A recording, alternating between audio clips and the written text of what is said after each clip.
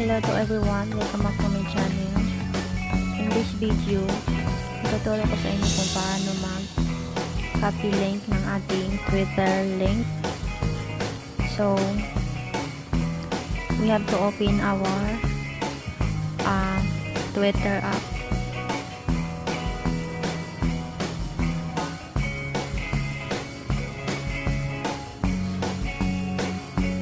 And then, click the three lines icon.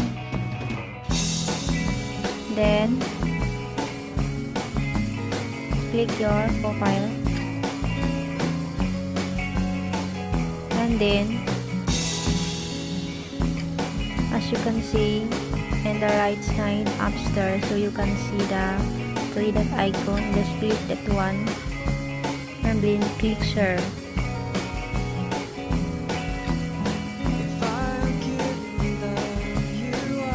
Click copy to clipboard. Then go to Google Chrome.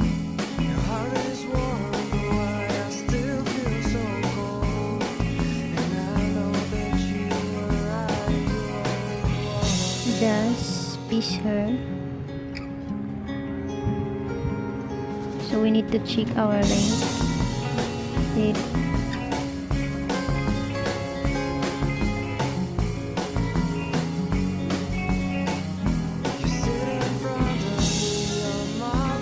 Kailangan natin i-check yung ating link kung tama po siya.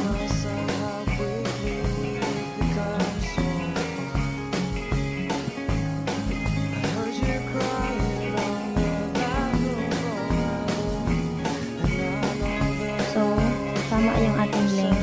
Then, it's up to you guys kung saan yung gustong i-share yung link na nakopy mo. So, kunwari, i-share natin sa ating video description sa YouTube. Exit muna tayo dito.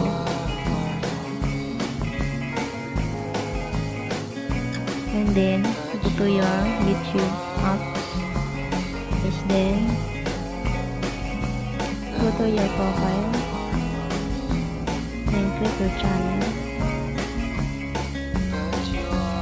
And then, click manage videos.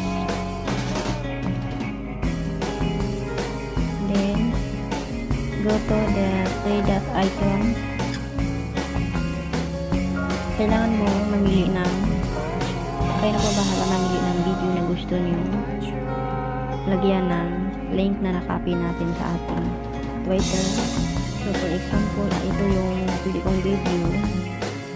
Click nyo na po itong pencil. So we have to copy paste her our Twitter link, so we need to copy paste her. All we need to do is paste. So it's already her. Ilalagyan natin ang pangalan.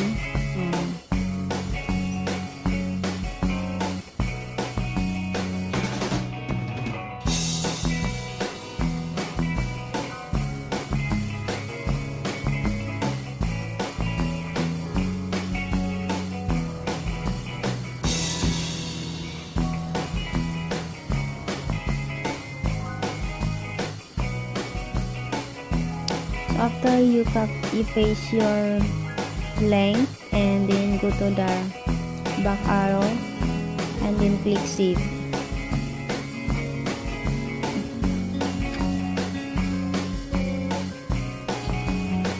So we have to check our link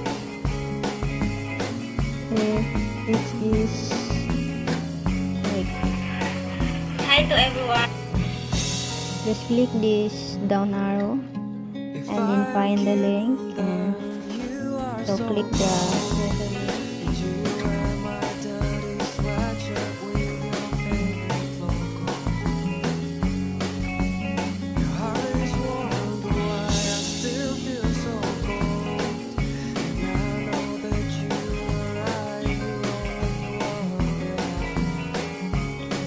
tama yung ating link.